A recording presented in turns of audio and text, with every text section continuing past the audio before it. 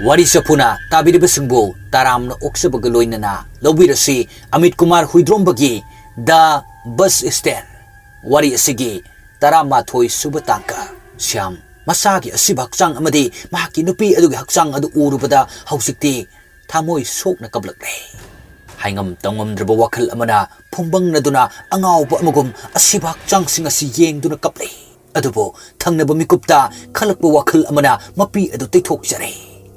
asiba hakchang asumna thamlamlabadi mahak soiduna dandi phanglani khalladuna asiba hakchang asi mangan khinaba upai thirai madu thirakpada asiba hakchang asi phumjin kiba natana upai leitre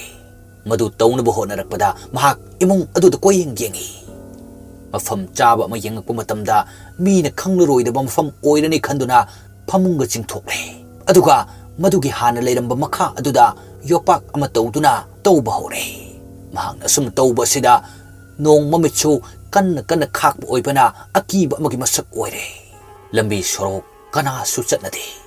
imungda magi tawgadaba thabak loina tawnuduna leiba matam oibana mahakna tawriba thabak asi kanana su khangdre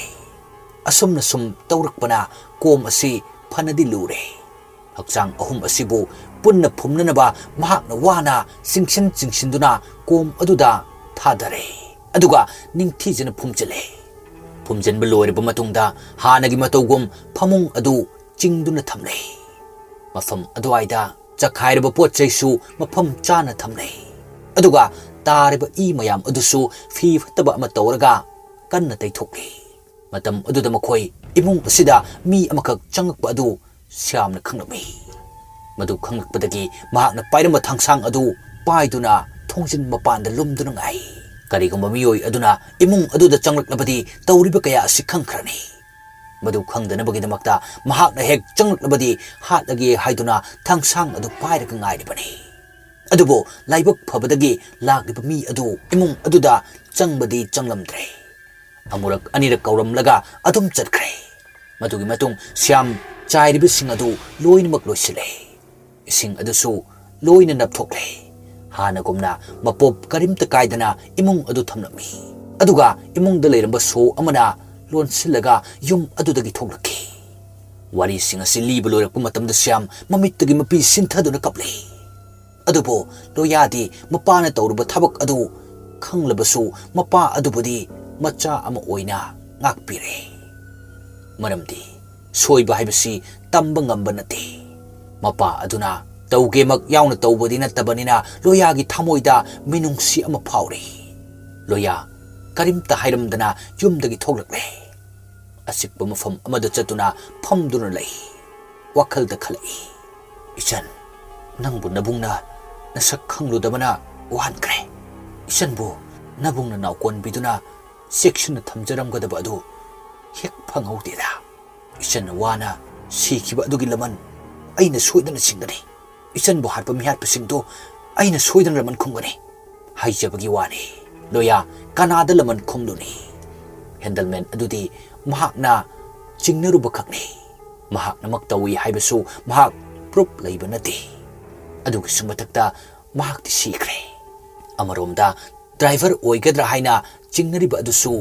komada leiban maram oraga upai ama ithok thokte marak asida thajasu asengba sing adu loina khanglabanina loyada matang asigi warisi loisinaba hairi ta loya nangsu nungai ramoi haiba ai khangi aduga aishu nungai de ado asigi warise loisin krase karige maduna hena mashak hablani aidi tokiroi karige ibani sumaina sum leirasi hairira nang aigidi karimta khandabra loyan hai thaja ibani di ahingba miyoibani adubo anjali di hauji kari ori mahaki thawai lairamlenda leiramladra natraga kadaida maraibak thirbi isan adugi thawai adu ngasisu ingna chikna kasu leiramloi mahaki thawaina ingna chikna lainaba mabung oiba ina tawdana kana tawgani madugi damakta ai honakine isan gi hakchang adusu ningthijana poloigani aduga mabu hatpada chenaba misak singdusu aina matik chaba dandi soidna pigani thajan hari adubu hausikna kanadagi amu hangnaraga ꯈꯪꯗꯣꯏꯅꯣ ꯂꯣꯌꯥꯅ ꯂꯥꯛꯈꯤꯅꯤ ꯃꯗꯨꯒꯤꯁꯨ ꯑꯩꯅ ꯁꯣ ꯑꯃꯗꯤ ꯘꯔꯤ ꯑꯗꯨ ꯐꯪꯂꯝꯗ꯭ꯔꯗꯤ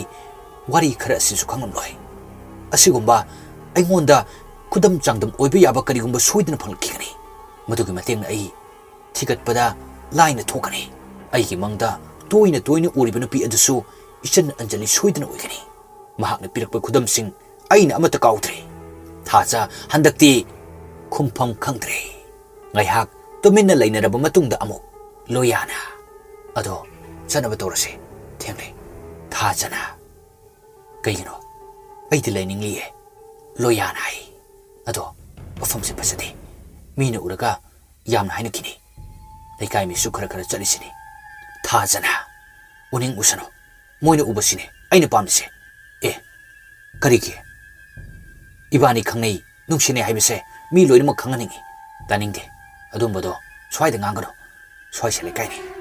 ꯑꯗꯨ ꯑꯣꯏꯔꯁꯨ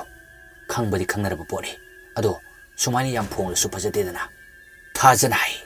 ꯑꯗꯨꯗꯤ ꯀꯔꯤꯒꯤꯅꯣ ꯑꯩꯅ ꯎꯅꯁꯤ ꯊꯣꯛꯂꯛꯑꯣ ꯍꯥꯏꯕꯗ ꯊꯣꯛꯂꯛꯏꯗꯦ ꯑꯁ ꯊꯥꯖ ꯑꯁꯤꯗꯤ ꯌꯥꯝ ꯉꯥꯡꯉꯤꯍꯦ ꯊꯥꯖꯅ ꯍꯥꯏ ꯍꯧꯖꯤꯛꯇꯤ ꯑꯩꯁꯨ ꯅꯪꯒꯤ ꯅꯅꯥꯛꯇ ꯅꯛꯅ ꯂꯩꯔꯕꯅꯤꯅ ꯅꯪ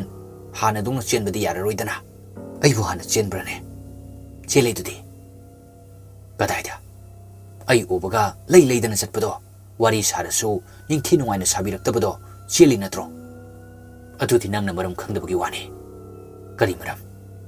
ꯃꯔꯝ ꯌꯥꯝ ꯂꯩ ꯑꯗꯣ ꯀꯔꯤ ꯃꯔꯝꯅꯣꯕ ꯃꯔꯝ ꯍꯥꯏꯕꯕꯨ ꯍꯧꯖꯤꯛꯇꯤ ꯑꯩꯁꯦ ꯀꯅꯥꯅꯣ ꯍꯥꯏꯕꯗꯣ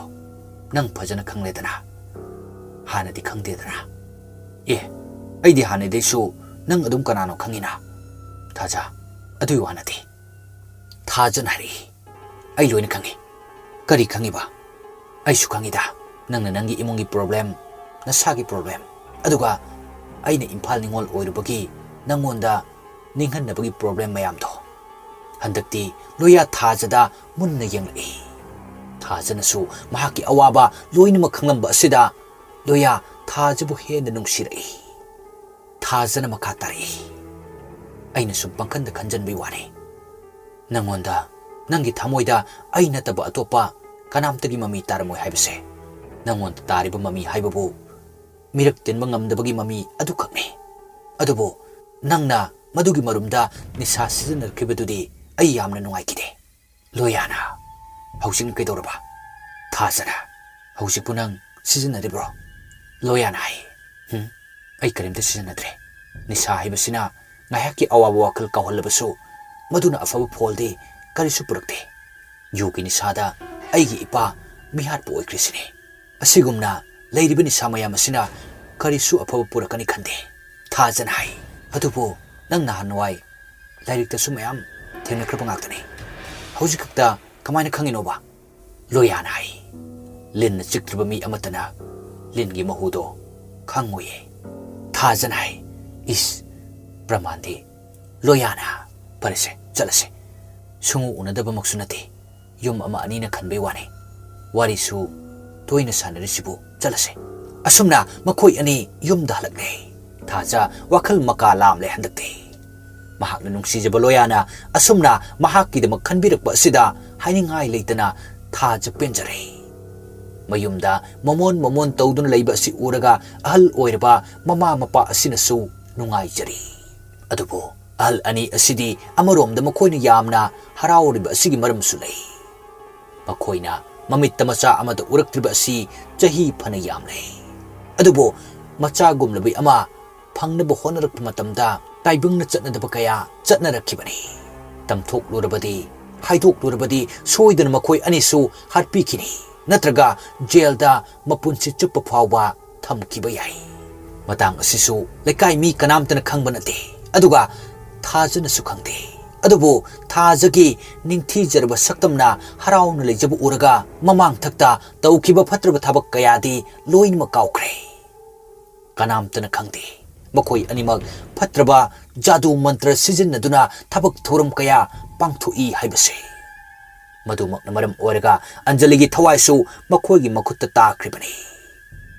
ꯑꯗꯨꯕꯨ ꯍꯧꯖꯤꯛꯇꯤ ꯄꯨꯝꯅꯃꯛ ꯑꯗꯨ ꯍꯧꯈ꯭ꯔꯦ ꯇꯧꯔꯝꯕ ꯖꯥꯗꯨ ꯃꯟꯇ꯭ꯔ ꯀꯌꯥ ꯑꯗꯨꯁꯨ ꯂꯣꯏꯁꯤꯟꯈ꯭ꯔꯦ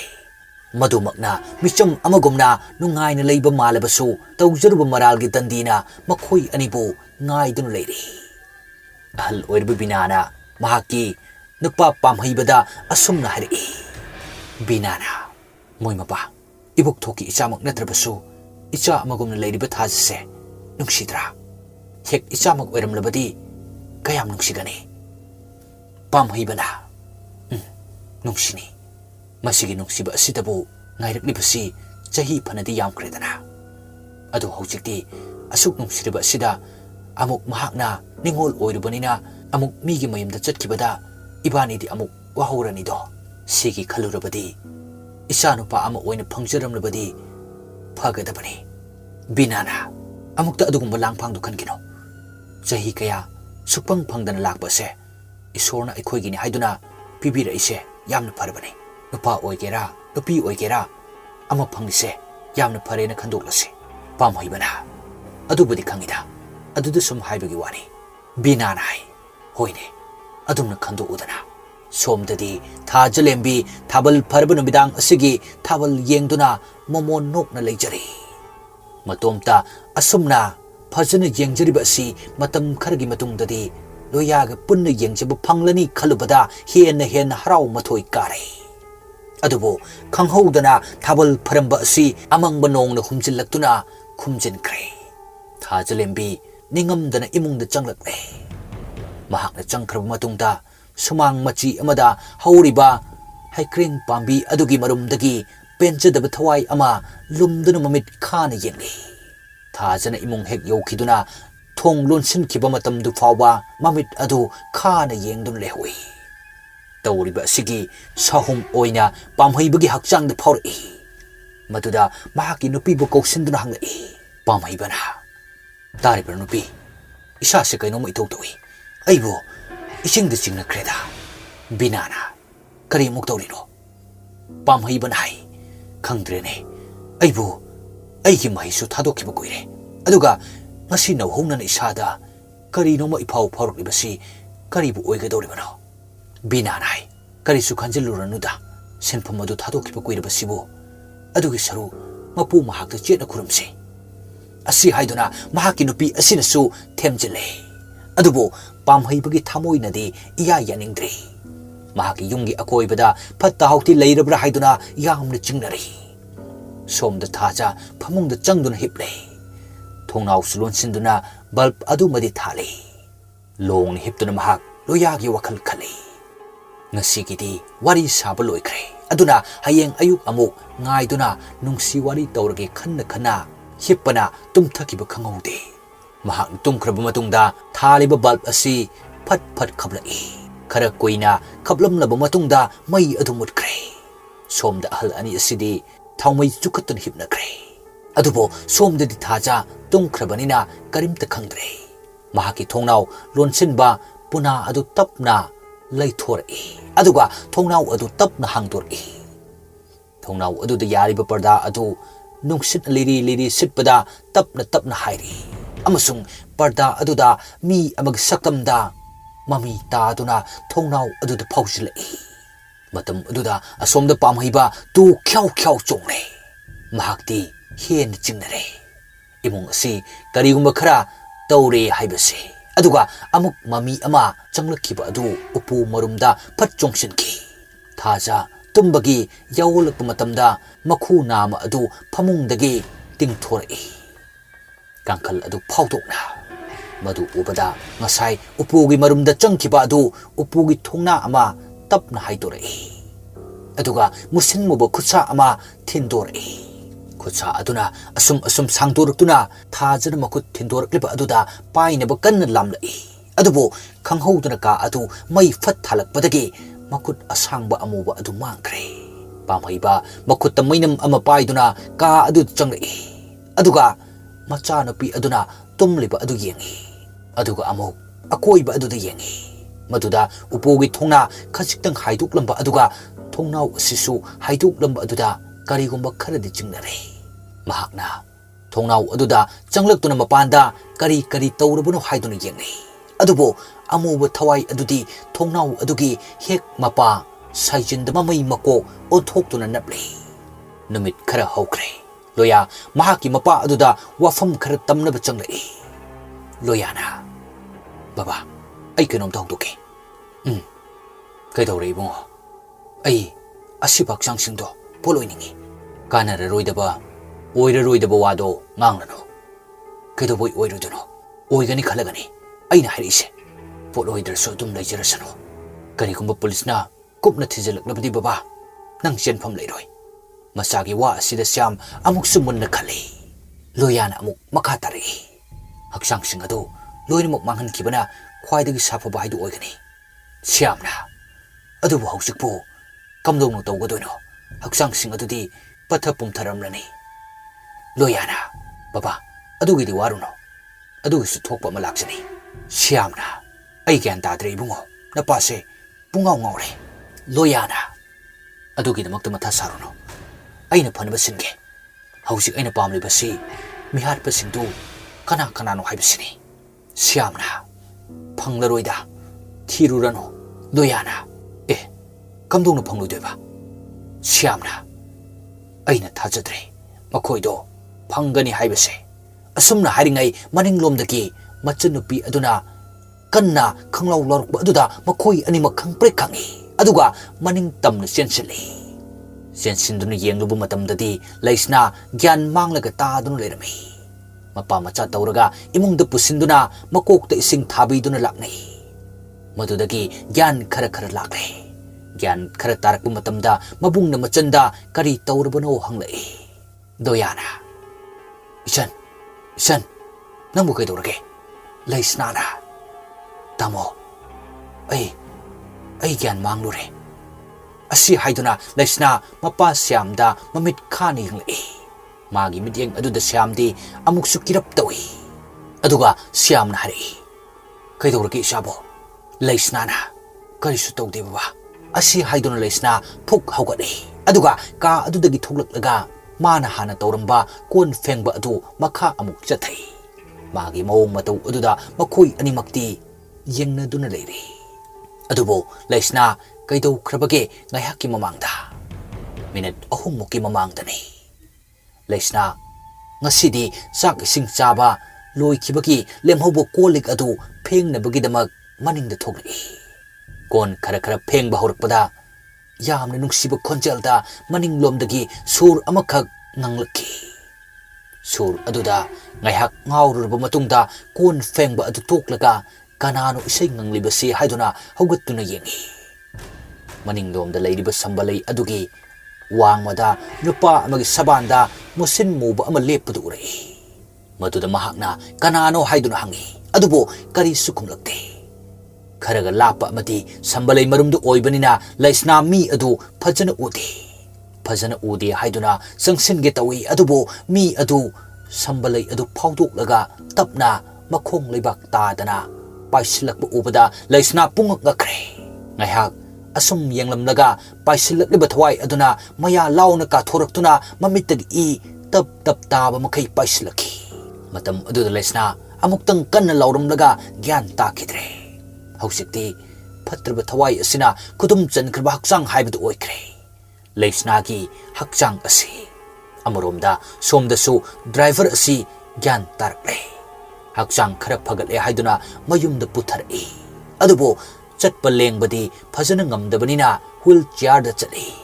Mahaki nupi amadi macha amakak leibani. Mahaki nupi asidi mapuroiba asina kari tawkrabage machet amata khangba nati. Adubo driver asidi mahaki gari chenminnaba angang adu sikre khangbada wakhal chingnaba poklari. Masa matomta wakhal puba ngamdraduna suicide tawjarabara natragana kanana tawribano haibasi mahaksu chingnari. Natragana sire haiduna hundoklamba haujikna si khrabara natragana hinglibra khangdriba hakchang aduna tawruklibra haibasi mahaksu khalakle. Maduna maram oiraga leifam chafam khanghandre. Maduda mahaki nupi Subhasinina asumna hanglai. Moy baba, karino na sadubo inong nungaitrabo. Isuk tharisibo. Imong disangsiro. Kari sutog dida. Boy di tuition halaklabra. Halakre. Ado imong disanglase. Numise lesson kre. mapanda kuina leibase nungairaroi asumna mahaki nupiduna mapuroiba adubo wheelchair adu imungda insilei imung asidi yamnamak nungaiba imung natragasu matik chana leiba imungdi oi driver asi aduk hangna phattaba misak maksunati adubo mahaki numit adugi sumtho haina tawu matau aduna oihan kibani aduga mahakdi sel tanba kanba amadi tasin khomjin bahibana maram oirga imung asi awat pathoina leitribani zakhumda mahakna wheelchair aduda phamduna leiri aduga mahaki nupi aduna chak thongli mana adudana phak ama thaduna machanupa aduna lairik tauri matam aduda machanupa aduna asum hangli machanupa boina baba butche asengwei leibro driver aduna leiteda aduga karigino bunna tamnei ana pungai da hainarise kanana haire inone isada dumaina matang sida suba sinina boy like tu phasana pau adumbo wadu ngang lerno machanu pa boyna mama ado aidi buchi masuk yam khangningi bo driver aduna asengwei khangning brane suba sinina as yare ba moi baba su khit angang asigmane boyna khangningi ado buche sumaina tobra asumna hairamlaga machanupa pikliba sina mamai mamit adu sem saduna yenghai de mong amada akibu phangna mapa aduda lakna boy kari boy songsil e adubo driver asidi anjali gi asibak changna songsilakpa amagumna ubada pakhat aduna khanglaga maning hanbada wheelchair adu mafam chahodraduna longna tai maduda kari su khangjadaba machanupa adudi harawladuna noktuna lei mahaki nupi adudi sensilakuna mapuroiba aduba hogatpi aduga macha aduda onsinduna ngangi amasung sauning leduna macha adubu phukre driver asidi haujikta mahaki mamitta ukiba saktam aduna wa fongangningdre tuminna ungduna lei asumna mama asina macha adubu phurubadagi kapkiba aduda themnaba oina chak adu loisillamnaga mapanda angang adu poduna thoki sakhum asidadi driver adu ungdun lehoi matomta leirakba asidadi wakhal macha macha amu khanba hori mahaka adumna punduna chatmin naramba handleman aduna leikhidaba si mahak maram khangningli adubo mahakna jingnariba asidi adumak jingnadun leiri hanadagi hauna handleman adu kharaki kanbu oikibani masa matomta pangkhanda khanjinba maduna maram oirga matomda suicide tawbu oiramgani haibasi mahakna toina khanjaba wafamni adubo ngasi khanghodana mahakna anjali gi akiba saktam asi urakliba asina kari takninglibano haibasi mahak wakal mawon khali asum khalakba matam asida anjali hatpada season nakiba screwdriver adu khangning ningsinglai madugi posak adu mahakna mahaki manakta thambana maram orga anjali gi thawaina madugi damakta mangonda aki akhang tawhallakliba haibasi chingna dabangamdre adubo ani subu wakal oina khalakpadadi amuksu anjali siram lagani haibasi thachadre siram batarabadi mafam aduda adumak taaduna suleiramgani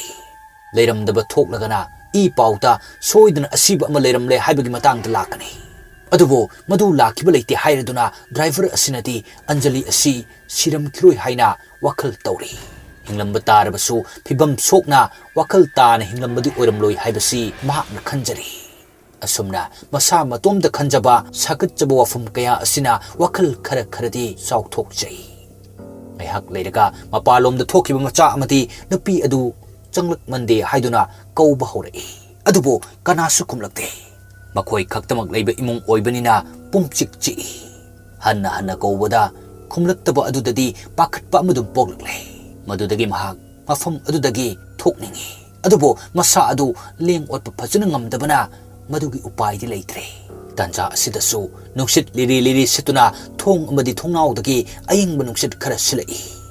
thaliba bal phajana ngalabasu chakhum ka asidi chawkhibana kachin gi saruk sing adudi mamli tawi hanjan kaubada tamal laktrabada khonjel hauna kaurak bahorakbe matam asida bulb asisu mai mutto bagi mawongda musi ngan bahorakbe sit ibnung sit asinasu yaliba phi parda sing amadi sakhungi pochei yaliba sing adu hai bahori ꯑꯗꯨꯕꯨ ꯁꯣꯝꯗꯗꯤ ꯀꯅꯥꯅꯁꯨ ꯃꯍꯥꯛꯅ ꯀꯧꯔꯤꯕ ꯑꯁꯤ ꯈꯨꯝꯂꯛꯄ ꯅꯠꯇꯦ꯫ ꯇꯞꯅ ꯇꯞꯅ ꯐꯤꯜꯇꯔꯒꯤ ꯏꯁꯤꯡ ꯑꯗꯨꯁꯨ ꯀꯣꯟꯖꯤꯟ ꯑꯗꯨ ꯇꯞꯅ ꯇꯞꯅ ꯂꯩꯊꯣꯔꯛꯇꯨꯅ ꯇꯞ ꯇꯞ ꯇꯥꯕ ꯍꯧꯔꯛꯏ꯫ ꯃꯗꯨꯗ ꯇꯥꯔꯛꯂꯤꯕ ꯑꯗꯨꯁꯨ ꯏꯁꯤꯡ ꯑꯣꯏꯔꯝꯗ꯭ꯔꯦ, ꯅꯪ ꯅꯪ ꯂꯥꯎꯕ ꯏ ꯉꯥꯛꯇ ꯑꯣꯏꯔꯝꯂꯦ꯫ ꯃꯗꯨ ꯎꯕꯗ ꯃꯍꯥꯛ ꯃꯃꯤꯠ ꯑꯗꯨ ꯂꯪꯊꯣꯛꯄ ꯃꯈꯩ ꯄꯥꯈꯠꯇꯨꯅ ꯃꯍꯥꯛꯀꯤ ꯅꯨꯄꯤꯕꯨ ꯀꯣꯏꯀꯧ ꯀꯧꯔꯤ꯫ ꯃꯍꯥꯛꯀꯤ ꯇꯨꯡꯂꯣꯝꯗ ꯂꯩꯕ ꯐꯛꯂꯥꯡ ꯑꯗꯨꯁꯨ ꯖꯤꯡꯒꯒ ꯂꯣꯟꯅꯕ ꯑꯗꯨꯗꯒꯤ ꯃꯁꯝ ꯌꯥꯝꯅ ꯁꯥꯡꯕ ꯑꯃ ꯂꯣꯡꯅ ꯅꯞꯅ ꯅꯞꯂꯒ ꯀꯨꯝꯊꯔꯛꯂꯦ꯫ ꯕꯜꯕꯁꯨ ꯃꯨꯁꯤ ꯃꯨꯁꯤ ꯉꯥꯟꯕ ꯐꯤꯜꯇꯔ ꯑꯗꯨꯗꯒꯤ ꯏ ꯉꯥꯛꯇ ꯌꯥꯜꯂꯤꯕ ꯄꯣꯠ ꯆꯩꯁꯨ ꯊ꯭ꯔꯣꯛ ꯊ꯭ꯔꯣꯛ ꯅꯣꯝꯅ ꯍꯥꯏꯕ, ꯑꯗꯨꯒ ꯇꯨꯡꯂꯣꯝꯗꯅ ꯃꯈꯨꯠ ꯃꯁꯥ ꯁꯥꯡꯕ ꯑꯃ ꯐꯛꯂꯥꯡꯗ ꯂꯣꯡꯅ ꯅꯞꯂꯒ ꯀꯨꯝꯊꯔꯛꯄ ꯀꯌꯥ ꯑꯁꯤꯅ ꯃꯍꯥꯛ ꯑꯀꯤꯕꯅ ꯌꯣꯝꯂꯦ꯫ ꯎꯄꯥꯏ ꯂꯩꯇ꯭ꯔꯗꯨꯅ ꯑꯃꯨꯛꯇꯪ ꯀꯟꯅ ꯂꯥꯎꯔꯝꯂꯒ ꯍꯨꯏꯜ ꯆꯤꯌꯥꯔ ꯑꯗꯨꯗꯒꯤ ꯊꯣꯛ ꯀꯨꯝꯊꯔꯛꯄꯗ ꯂꯩꯃꯥꯏꯗ ꯎꯞꯁꯤꯟꯗꯨꯅ ꯇꯨꯔꯦ꯫ ꯑꯗꯨꯝꯅ ꯇꯨꯔꯛꯄ ꯑꯗꯨꯗꯒꯤ ꯃꯍꯥꯛꯀꯤ ꯅꯨꯄꯤ ꯑꯗꯨ ꯆꯦꯟꯁꯤꯜꯂꯛꯇꯨꯅ ꯍꯨꯒꯠꯂꯦ꯫ ꯃꯗꯨꯗ ꯍꯨꯃꯥꯡ ꯃꯄꯤꯅ ꯂꯨꯞꯂꯕ ꯗ꯭ꯔꯥꯏꯚꯔ ꯑꯁꯤꯅ ꯁꯥꯎꯔꯗꯨꯅ ꯆꯩꯔꯛꯏ, ꯅꯪ ꯀꯗꯥꯏꯗ ꯂꯩꯔꯨꯕꯒꯦ? ꯉꯁꯥꯏꯗꯒꯤ ꯑꯩꯅ ꯀꯧꯔꯤꯕꯁꯦ ꯇꯥꯗꯕ꯭ꯔꯥ? ꯁꯨꯕꯥꯁꯤꯅꯤꯅ, ꯑꯩ ꯉꯁꯥꯏꯈꯩ ꯃꯄꯥꯟꯗ ꯑꯉꯥꯡꯁꯦ ꯁꯨꯝꯂꯨꯕꯅꯤ꯫ ꯗ꯭ꯔꯥꯏꯚꯔ ꯑꯗꯨꯅ, ꯑꯗꯨꯕꯨ ꯅꯪ ꯄ꯭ꯔꯕꯞ ꯆꯪꯂꯛꯄ ꯌꯥꯗ꯭ꯔꯥ ꯍꯥꯏꯕꯅꯤ꯫ ꯁꯨꯕꯥꯁꯤꯅꯤꯅ, ꯍꯣꯏꯁꯦ, ꯑꯃꯨꯛꯇ ꯍꯧꯒꯠꯄꯤꯌꯨꯁꯦ, ꯑꯩ ꯆꯤꯡꯈꯠꯀꯦ, ꯑꯗꯨꯒ ꯁꯣꯐꯥꯁꯤꯗ ꯐꯝꯃꯨꯁꯦ꯫ ꯑꯁꯨꯝꯅ ꯃꯄꯨꯔꯣꯏꯕ ꯑꯗꯨ ꯆꯤꯡꯈꯠꯂꯤ꯫ ꯑꯗꯨꯕꯨ ꯗ꯭ꯔꯥꯏꯚꯔ ꯑꯁꯤꯗꯤ ꯁꯥꯎꯅꯤꯡꯕꯅ ꯉꯥꯡꯕ ꯂꯦꯞꯇꯦ꯫ ꯉꯁꯥꯏꯈꯩ ꯃꯇꯣꯝꯇ ꯂꯩꯔꯤꯉꯩꯗ ꯇꯧꯈꯤꯕ ꯀꯌꯥ ꯑꯗꯨ ꯃꯁꯥ ꯃꯊꯟꯇꯒꯤ ꯃꯃꯤꯠꯇ ꯎꯍꯟꯕꯗꯧꯅ ꯇꯧꯏ꯫ ꯃꯍꯥꯛꯀꯤ ꯅꯨꯄꯤ ꯑꯗꯨꯁꯨ ꯆꯥꯛ ꯏꯁꯤꯡꯗꯨ ꯇꯞꯅ ꯇꯞꯅ ꯑꯉꯥꯡ ꯑꯗꯨ ꯄꯣꯗꯨꯅ ꯂꯣꯏꯁꯤꯜꯂꯤ꯫ ꯑꯗꯨꯕꯨ ꯁꯣꯝꯗꯗꯤ ꯃꯄꯨꯔꯣꯏꯕ ꯑꯁꯤꯅ ꯎꯈꯤꯕ ꯏ ꯃꯌꯥꯝ ꯑꯃꯗꯤ ꯍꯥꯏ ꯍꯨꯝꯗꯨꯅ ꯂꯩꯈꯤꯕ ꯄꯣꯠ ꯆꯩꯁꯤꯡ ꯑꯗꯨ ꯃꯊꯪ ꯃꯊꯪ ꯂꯩꯗꯨꯅ ꯌꯦꯡꯉꯤ꯫ ꯑꯗꯨꯕꯨ ꯍꯥꯟꯅꯒꯨꯝꯅ ꯑꯍꯣꯡꯕ ꯀꯔꯤꯝꯇ ꯂꯩꯔꯝꯗꯦ꯫ ꯃꯗꯨꯗ ꯃꯍꯥꯛ ꯍꯦꯟꯅ ꯑꯀꯤꯕ ꯑꯃ ꯄꯣꯛꯍꯜꯂꯦ꯫ ꯃꯉꯣꯟꯗ ꯊꯑꯣꯏꯅ ꯑꯁꯤꯒꯨꯝꯕ ꯑꯀꯤ ꯑꯈꯪꯁꯤ ꯊꯣꯛꯍꯜꯂꯕ꯭ꯔꯥ ꯍꯥꯏꯗꯨꯅ ꯆꯞ ꯆꯥꯅ ꯆꯤꯡꯅꯔꯦ꯫ ꯋꯥꯔꯤꯁꯤꯒꯤ ꯃꯊꯪꯒꯤ ꯄꯥꯔꯠ ꯉꯥꯏꯃꯤꯟꯅꯁꯤ꯫